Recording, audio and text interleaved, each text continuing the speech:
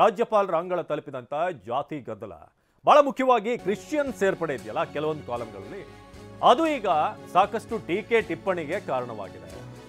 Christian ಸೇರ್ಪಡೆಯನ್ನ ಮರುಪರಿಶೀಲನೆ ಮಾಡಬೇಕು ಅಂತ ಈಗ ಪತ್ರ ಬರೆದಿದ್ದಾರೆ ಸಿಎಂ ಸಿದ್ದರಾಮಯ್ಯಗೆ. ರಾಜ್ಯಪಾಲರಿಂದ ಪತ್ರ. ಕ್ರಿಶ್ಚಿಯನ್ ಜಾತಿಗಳ ಸೇರ್ಪಡೆಯಿಂದ ಧಕ್ಕೆ ಉಂಟಾಗುವ ಸಾಧ್ಯತೆ ಇದೆ. ಸಾಮಾಜಿಕ ಧಕ್ಕೆ, ದೀರ್ಘಾವಧಿಯ ಸಮಸ್ಯೆ. ಹಾಗಾಗಿ ಇದರ ಬಗ್ಗೆ ಮರುಪರಿಶೀಲನೆ ಮಾಡಬೇಕು, ನೀವು ಮತ್ತೆ ಇದನ್ನ ಪರಿಶೀಲನೆ ಮಾಡಬೇಕು ಅಂತ ಪತ್ರ ಬರೆಯಲಾಗಿದೆ. ಸಾಮಾಜಿಕ ವ್ಯವಸ್ಥೆಗೆ ಸಮಸ್ಯೆ ಆಗದಂತೆ ಮರುಪರಿಶೀಲಿಸಿ ಅಂತ ಸಿಎಂ ಸಿದ್ದರಾಮಯ್ಯಗೆ ತಾವರ್ಚಂದ್ ಗೆಹ್ಲೋಟ್ ರಾಜ್ಯಪಾಲರು ಪತ್ರ ಬರೆದಿದ್ದಾರೆ. ಸೊ ರಾಜ್ಯಪಾಲರ ಅಂಗಳಕ್ಕೆ ಈಗ ಜಾತಿ ಗದ್ದಲ ತಲುಪಿದೆ. ನೀವೀಗ ಆ ಒಂದು ಪತ್ರವನ್ನು ಕೂಡ ನೋಡ್ತಾ ಇದ್ದೀರಾ.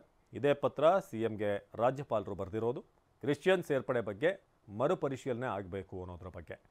ಸೊ ಸಿಎಂ ಸಿದ್ದರಾಮಯ್ಯಗೆ ರಾಜ್ಯಪಾಲರ ಪತ್ರ ಇದು. ಕ್ರಿಶ್ಚಿಯನ್ ಜಾತಿಗಳ ಸೇರ್ಪಡೆಯಿಂದ ಸಾಮಾಜಿಕ ಧಕ್ಕೆ ಉಂಟಾಗಬಹುದು, ಹಾಗೆ ದೀರ್ಘಾವಧಿಯ ಸಮಸ್ಯೆ ಉಂಟಾಗುವಂಥ ಸಾಧ್ಯತೆಗಳಿವೆ. ಹಾಗಾಗಿ ಈ ಸೇರ್ಪಡೆಯ ಬಗ್ಗೆ ಮರುಪರಿಶೀಲನೆ ಮಾಡಿ ಅಂತ ಈಗ ಪತ್ರವನ್ನು ಬರೆಯಲಾಗಿದೆ. ಸೊ ನೀವಲ್ಲಿ ನೋಡ್ಬೋದು ಆ ಪತ್ರ, ಸಿದ್ದರಾಮಯ್ಯನವರಿಗೆ ಬರೆದಿರುವಂಥ ಪತ್ರ. ಜೊತೆಗೆ ಭಾರತೀಯ ಜನತಾ ಪಾರ್ಟಿಯ ಪಕ್ಷದವರು ಇದರ ಬಗ್ಗೆ ತಕರಾರು ಎತ್ತಿದ್ದಾರೆ.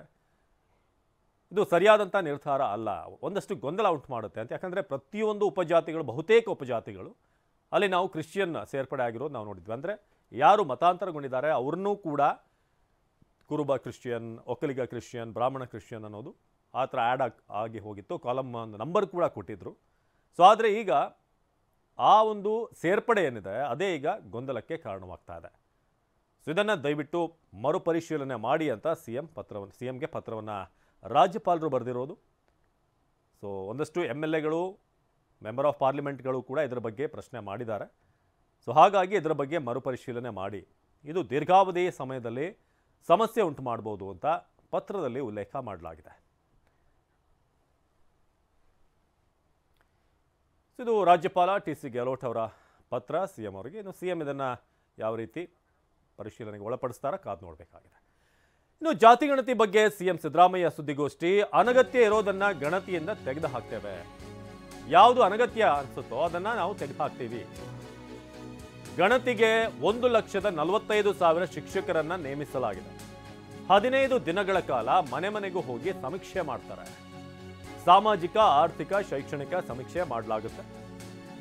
ಜಾತಿ ಬಗ್ಗೆ ಗೊತ್ತಾಗುತ್ತೆ. ಅವಕಾಶದಿಂದ ವಂಚಿತರಾದವರಿಗೆ ಮೊದಲ ಆದ್ಯತೆಗೆ ಸಮೀಕ್ಷೆ ಮಾಡಲಾಗ್ತಾ ಇದೆ.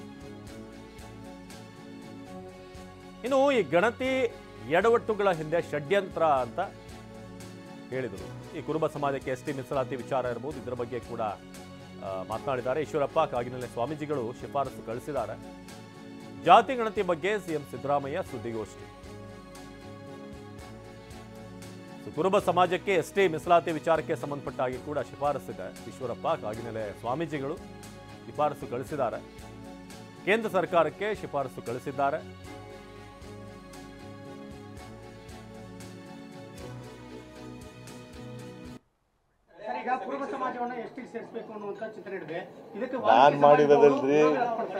ನಾನು ಮಾಡಿರೋದಲ್ಲ.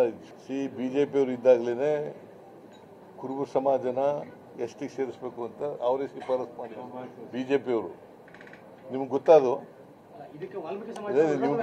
ನಿಮ್ಗೆ ಗೊತ್ತೇನ್ರಿ ಅದು? ಓಲಿ ನಿಮ್ಗೆ ಗೊತ್ತಾದು? ಯಾರು ಮಾಡಿದ್ರು ಇದು ಅಂತ ಗೊತ್ತಾ? ಈಶ್ವರಪ್ಪ, ನಮ್ಮ ಸ್ವಾಮೀಜಿ ಅವರು ಮಾಡಿದ್ದು BJP ಅವ್ರ ಕಾಲದಲ್ಲಿ. ಅವ್ರು ಶಿಫಾರಸು ಮಾಡಿದ್ರು, ಗೊತ್ತಾಯ್ತಾ? ಅವ್ರು ವಾಪಸ್ ಕಳಿಸಿದ್ದಾರೆ ಕೇಂದ್ರ ಸರ್ಕಾರದವರು. ಈಗ ಉತ್ತರ ಕೊಡಬೇಕು, ಅವ್ರು ಕ್ಲಾರಿಫಿಕೇಶನ್ ಕೊಡ್ಬೇಕಷ್ಟೇ, ಗೊತ್ತಾಯ್ತಾ? ಈ ST ಸೇರ್ಸೋದು ಬಿಡೋದು ಅಂತ ತಗೊಳ್ಳೋರು ಯಾರು ತೀರ್ಮಾನನ? ಯಾರ್ರೀ? ಕೇಂದ್ರ ಸರ್ಕಾರದವರು, ರಾಜ್ಯ ಸರ್ಕಾರ ಅಲ್ಲ. ST ಸೇರ್ಸೋದು, ST ಸೇರ್ಸೋದು ಅವೇನಾದ್ರು ಇದ್ರೆ ಕೇಂದ್ರ ಸರ್ಕಾರದವರು ತೀರ್ಮಾನ ತಗೊಳ್ಳೋದು. ಕುರುಬ ಸಮುದಾಯವನ್ನ SC ಅಥವಾ ST ಪಟ್ಟಿ ಯಾವುದಕ್ಕೆ ಸೇರಿಸೋದಾದ್ರೂ ಕೂಡ ಕೇಂದ್ರದ ಕೆಲಸ, ಅದು ಅವರ ಕೈಯಲ್ಲಿ ಆ ಒಂದು ಅಥಾರಿಟಿ ಇದೆ ಅಂತ ಅವ್ರು ಹೇಳಿದ್ದಾರೆ. ಜೊತೆಗೆ ಹಿಂದೆ BJP ಅವರು ಇದ್ದಂಥ ಸಂದರ್ಭದಲ್ಲೇ ಈ ಒಂದು ಶಿಫಾರಸನ್ನು ಮಾಡಲಾಗಿತ್ತು. ನಾನೇನು ಹೊಸದಾಗಿ ಅಥವಾ ನಮ್ಮ ಸರ್ಕಾರ ಬಂದ ಮೇಲೆ ಏನು ಮಾಡ್ತಿರುವಂಥದ್ದಲ್ಲ ಅಂತ.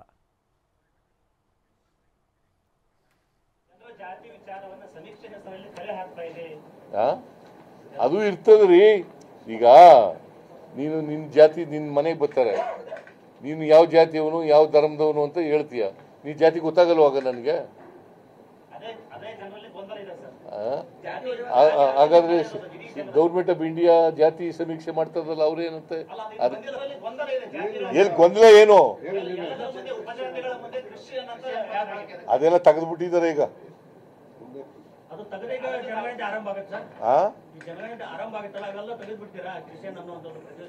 ಯಾವುದು ಏನ್ ತೆಗೆದ ನಾನೆಲ್ಲ ಕೊಡೋನು permanent backward class commission is a statutory body. Now